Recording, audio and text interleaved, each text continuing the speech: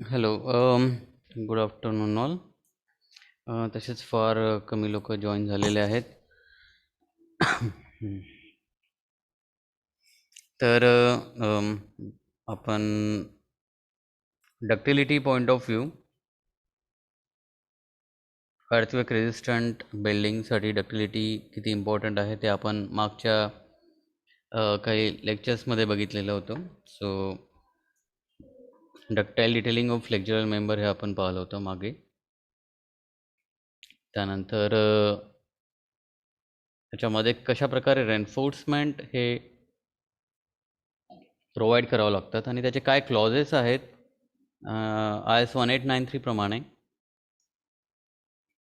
आणि IS 13920 या दोन IS कोड्सनुसार आपल्याला हे बघावं लागतं. तर मागचं जे पार्ट आहे तर तोच आपण थोडासा रिपीट करतोय की जसं आता याच्यामध्ये वर्टिकल स्टिरप्स जे प्रोव्हाइड करायचे असतात, हे वर्टिकल स्टिरप्स जे आहेत तर हे बघू शकता तुम्ही की हा एक अल्टरनेट याच्यामध्ये, म्हणजे हा जर इकडे हुक दिला असेल आपण तर त्याच्या अल्टरनेट साईडला हुक्स आपल्याला प्रोव्हाइड करायचे असतात. त्याच्यानंतर इथे एक लक्षात घ्यायचं की जे बार्स आहेत तर लॉन्जिट्युडिनल बार्स जे असतात तर ते टॉपला आणि बॉटमला ॲटलिस्ट दोन बार्स तरी कंटिन्यू गेले पाहिजेत.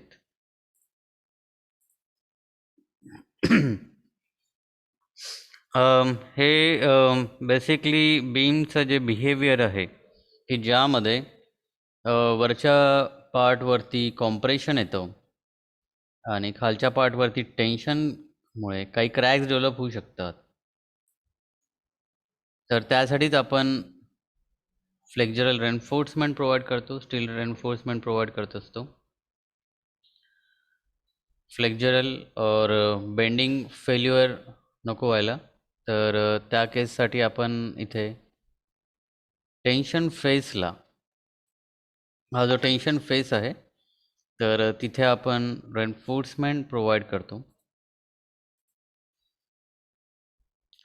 सो शिअर फेल्युअर जे आहे, शिअर फेल्युअर हे बघा की एखादा जर बीम असेल तर त्या बीममध्ये कॉलमच्या फेसपासून काही अंतरावरती जर 45 डिग्रीचा अँगल बनून काही क्रॅक्स डेव्हलप होत असेल तर ह्या ज्या इन्क्लाइन क्रॅक्स राहतात तर ह्या बॉटम पर्यंत पर्क्युलेट होतात. टॉपपासून जर समजा चालू होत असेल तर बॉटमपर्यंत जातात ह्या क्रॅक्स आणि यामुळे शिअर फेल्युअर होतं. शिअर फेल्युअर म्हणजे ह्याचं जे बीम आहे तर हा बीम एक या डायरेक्शनमध्ये जर लोड प्रोव्हाइड करत असेल किंवा त्याची ॲक्शन अशा प्रकारे असेल आणि कॉलमची ॲक्शन अशा प्रकारे डाऊनवर्ड साईडला असेल तर त्या केसमध्ये शिअरमुळे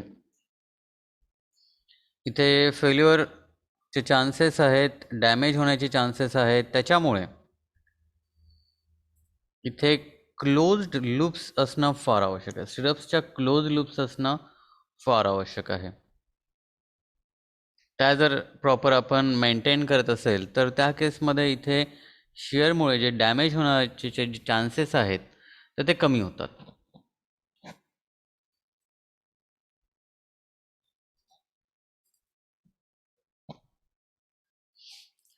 त्याच्यानंतर आपण बघितलं होतं की लॉन्जिट्युडिनल रेन्फोर्समेंट डक्टाईल डिटेलिंगचा जो कोड आहे IS 13920, हा कोणता कोड आहे? Ductile detailing. म्हणजे रेन्फोर्समेंटमध्ये डक्टालिटी पार्ट आपल्याला इंड्यूस करावा लागतो किंवा आपल्याला डक्टिलिटी पार्ट आपल्याला कन्सिडर करावा लागतो आणि त्यासाठी जसं आपण म्हणालो होतो की मिनिमम 2 बार्स जे आहेत तर ते थ्रूआउट असले पाहिजे, कर्टेल नकोत ते. ॲटलिस्ट 2 बार हे कंटिन्यू असले पाहिजे फुल लेंथवरती. टॉपवरती आणि बॉटमवरती दोन्हीवरती.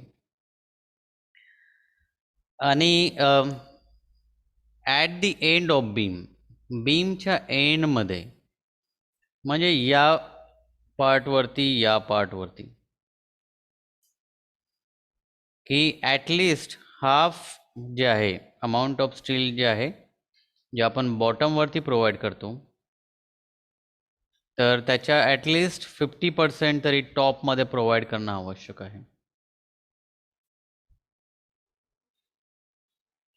सो टॉपमध्ये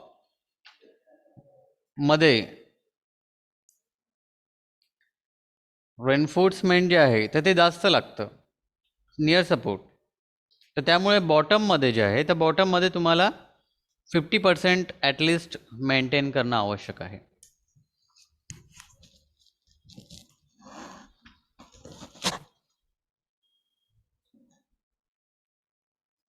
स्टिरप्स जे आहेत तर स्टिरप्स आपण बघितले होते की स्टिरप्स जे आपण बीममध्ये प्रोव्हाइड करतो तर ते 3 कारणासाठी प्रोव्हाइड करतो. पहिला म्हणजे की व्हर्टिकल शिअर फोर्स जे आहे आणि डायगोनल शिअर क्रॅक हे रेजिस्ट करण्यासाठी. त्याच्यानंतर फ्लेक्चरमुळे काय होतं की कॉन्क्रीट जे आहे तर ते ॲज अ एक फ्लेक्चरमुळे जर तुम्ही स्टिरप्स प्रॉपरली जर प्रोव्हाइड नाही केल्यात तर जसं आपण मागच्या डायग्राममध्ये बघितलं होतं की ते काय करतं की एक्सपांड करण्याचा किंवा तुटून निघायचा प्रयत्न करतात. त्याला बांधून ठेवायचं काम म्हणजे स्टिरप्स करतात. ओके, सो याचं जे बिहेवियर राहतं बीमचं जे बिहेवियर राहतं हे का बरं राहतं, कारण की डाऊनवर्ड साईडला जे काही डेड लोड आहे, लाईव्ह लोड आहे, तर ते कसं ॲक्ट होतं आहे व्हर्टिकली डाऊनवर्ड. त्याच्यानंतर prevent the buckling of the compress longitudinal bars. जे बार्स आहेत इथे कॉम्प्रेशन डेव्हलप झाल्यामुळे मग बार्सला तुम्ही जर कॉम्प्रेस केलं तर ते काय करतील की ते बकलिंग होतील. बकलिंग म्हणजे तुम्ही जर समजा एखादी वही घेतली, एखादी वही जर असेल त्याला टॉपवरून आणि बॉटमवरून जर समजा तुम्ही प्रेस करत आहे तर ते थोडीशी बेंड होऊन जाते, निमुळती होऊन जाते, तर त्याला म्हणतात बकलिंग.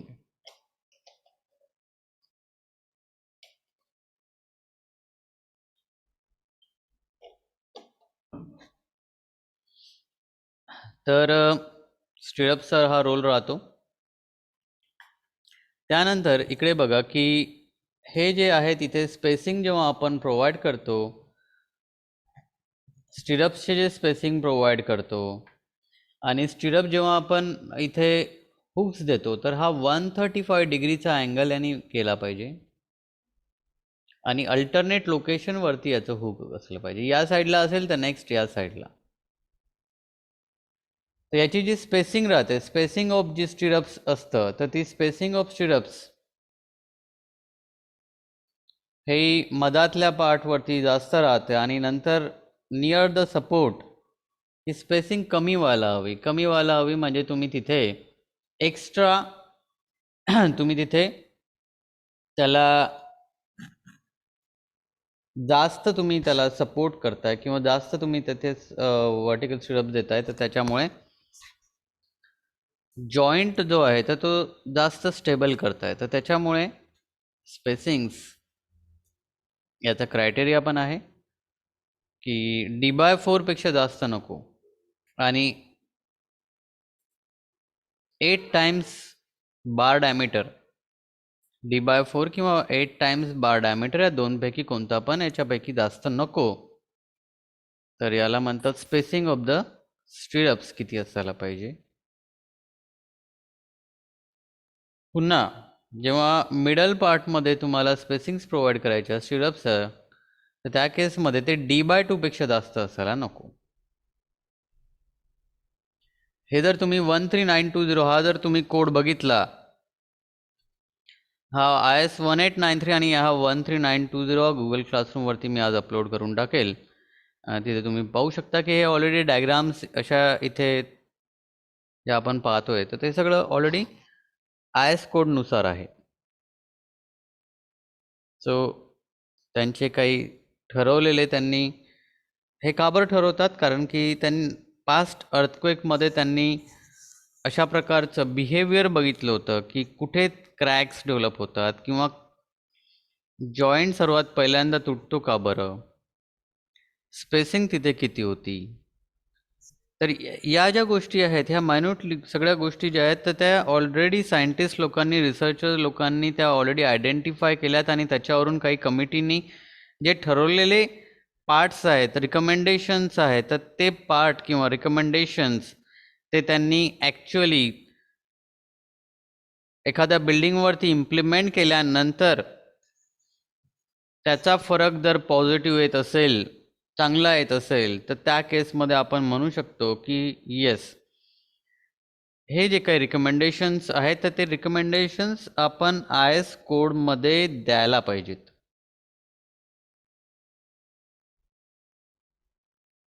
तर जे काही सायंटिस्ट आहेत जे काही रिसर्चर्स आहेत मोठे रिसर्चर्स त्यांनी एक्सपेरिमेंट केल्यानंतर त्यांनी काही फेल्युअर क्रायटेरिया बघितल्यानंतर जे त्यांना रिकमेंड करायचं होतं त्याच्यानुसार हे सगळ्या गोष्टी जसं आता इथे किती असायला पाहिजे हॉरिझॉन्टल स्पेसिंग त्याच्यानंतर इथे जी हुक्स आहेत या हुक्सची लांबी किती असायला पाहिजे ही लेंथ किती असायला पाहिजे तर इट शुड नॉट और at least 10 times diameter of the stirrups हे असायला पाहिजे.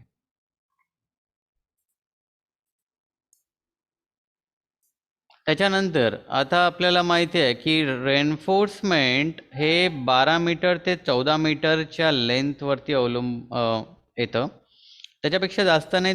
जर समजा आपण बार बेंडिंग शेड्यूल जर बघितला बार बेंडिंग शेड्यूलमध्ये काय आहे की रेन्फोर्समेंट जे असतात तर ते बीममध्ये आपण प्रोव्हाइड करतो कॉलममध्ये प्रोव्हाइड करतो तर ते काही ठराविक लेन्थसाठी प्रोव्हाइड करतो त्याला कट करतो मग पुन्हा काही लेन्थसाठी प्रोव्हाइड करतो तर मग त्या केसमध्ये कधी कधी काय होतं की एखादा पूर्णच्या पूर्ण एका एंडपासून दुसऱ्या एंडपर्यंत जे बार्स आहेत तर ते बार्स पुरेसे राहत नाहीत. मग त्याला काय करावं लागतं की त्याला जॉईन करावं लागतं. आपण बघतो ना की एखादी दोरी वगैरे असेल तर ती मधातून तुटली आहे तर दुसरी दोरी आपण त्याला जॉईन करतो तर तेच म्हणजे लॅपिंग म्हणतात त्याला की जर एखादं रेन्फोर्समेंट एखादं स्टील रेन्फोर्समेंट त्याची लांबी आता समजा संपलेली आहे पण आपल्याला पूर्णच्या पूर्ण बीमवरती प्रोव्हाइड करायची आहे तर त्या केसमध्ये एक दुसरा बार इथे प्रोव्हाइड करतात पण डायरेक्टली असं नाही की बा इथे घेतला आणि मग हा दुसरा बार तिथूनच प्रोव्हाइड केला असं नसतं. हा पहिला बार आहे इथे हा संपला समजा इथून इथपर्यंत आलेला आहे हा इकडे गेलेला आहे आणि इथे या दोन रेन्फोर्समेंट जिथे ओव्हरलॅप होतात तर त्याला म्हणतात लॅपिंग. त्याला वर्ड म्हटलेलं आहे लॅपिंग म्हटलेलं आहे त्याला. तर ते किती असायला पाहिजे आणि का बरं असायला पाहिजे कुठे असायला पाहिजे तर ते इथे दिलेलं आहे की लॅपिंग कधीच या कॉलमच्या जवळ द्यायला नको किंवा तुमचं हे जे जेव्हा पण तुम्ही लॅपिंग द्याल ते मधात द्याल कधी पण कॉलमच्या जवळ नाही किंवा एखाद्या सपोर्टच्या जवळ नको. त्याच्यामुळे काय होतं की त्याचं जेव्हा काही फोर्सेस किंवा काही लोडिंग कंडिशन्समुळे आता आपल्याला माहिती आहे की हा जो बीम आणि कॉलम जो जंक्शन राहतो जंक्शन हा कधी पण जर समजा काही क्रॅक व्हायचं असेल किंवा काही प्रॉब्लेम व्हायचा असेल तर जंक्शनवरती जास्त होतं. तर जंक्शन हा पुअर असू शकतो तर त्या केसमध्ये याला जर समजा तुम्ही लॅपिंग या पार्टमध्ये प्रोव्हाइड केलं तर त्या केसमध्ये हा अनसक्सेसफुल राहू शकतो. मग लॅपिंग कुठे करायला पाहिजे तर लॅपिंग मिडल पार्टमध्ये करायला पाहिजे. आणि जिथे तुम्ही लॅपिंग करताय ज्या पार्टमध्ये लॅपिंग होत आहे जसं आता इथे बघू शकता की हा पार्टमध्ये लॅपिंग होत आहे तिथे जे स्टिरप्सची जे स्पेसिंग आहे तर ती कमी असायला पाहिजे. म्हणजे तुम्ही जास्त स्टिरप्स इथे प्रोव्हाइड करताय आणि इथे 150 mm पेक्षा जास्त स्पेसिंगमध्ये तुम्ही स्टिरप्स प्रोव्हाइड करायला नकोत. ठीक आहे. लॅपिंग कुठे असायला पाहिजे लॅपिंग मधात असायला पाहिजे बीमच्या आणि जिथे पण लॅपिंग असेल तिथे स्टिरप्स हे जवळजवळ प्रोव्हाइड करा. त्याच्यामधली जी स्पेसिंग आहे ते 150 mm पेक्षा जास्त नको.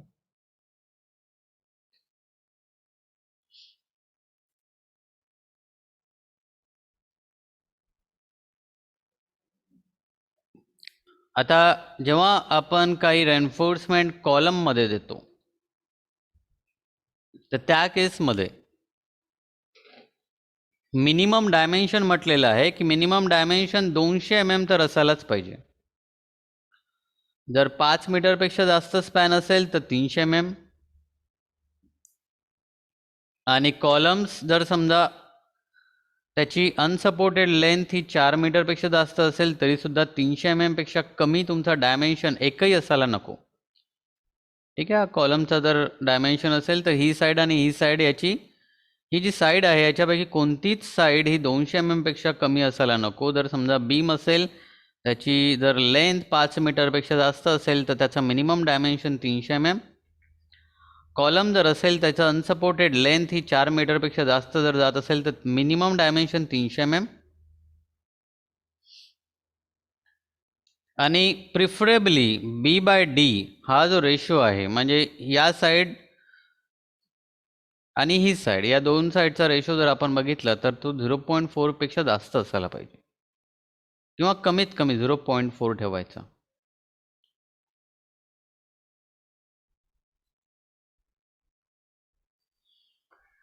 सो लॉन्जिट्युडिनल रेन्फोर्समेंट कॉलममध्ये जेव्हा आपण प्रोव्हाइड करतो तर इथे बघा की स्पेसिंग ऑफ हुप्स, म्हणजे जे स्टिरप्स आहेत, स्टिरप्सचं दुसरं नाव म्हणजे हुप, आणि ते हुप्स जे असतात तर ते 150 mm पेक्षा जास्त असायला नको त्याची स्पेसिंग.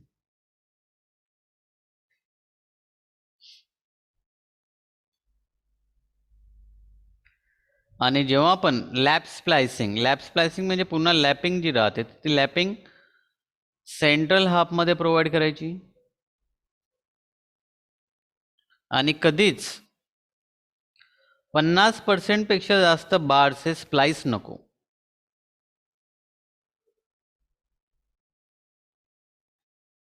म्हणजे समजा आता हा कॉलम आहे, याच्यामध्ये बार्स आहेत, समजा ते वरती या साईडला 3 आहेत आणि इकडे 3 आहेत.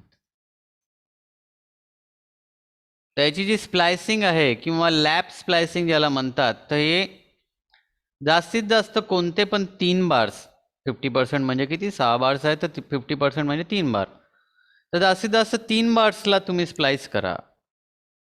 तुम्ही जर म्हणाल की मी सगळ्याच्या सगळ्या बार्सला स्प्लाइस करतो, तसं नाही करायचं.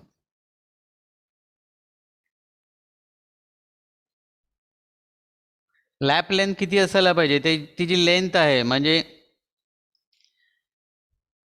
हा एक रेन्फोर्समेंट आणि हा एक रेन्फोर्समेंट, तर ही जी लेंथ आहे तर ती लॅप लेंथ कमीत कमी 1.3 टाइम्स डेव्हलपमेंट लेंथ असायला पाहिजे.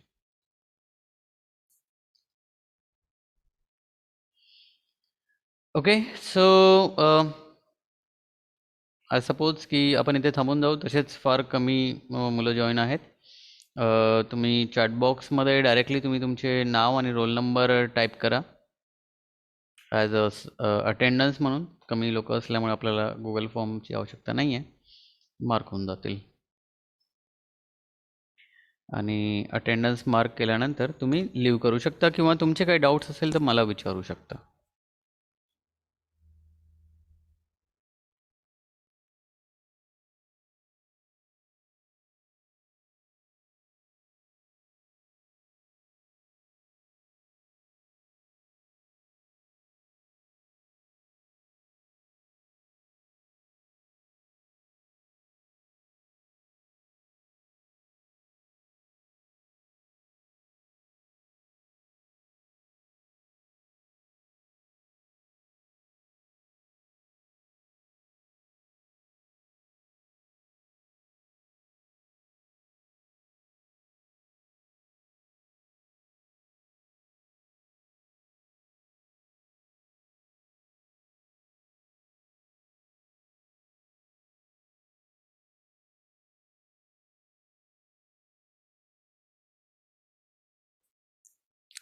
शिवकुमार अटेंडन्स मार्क झाली असेल तर लिव्ह करू शकता.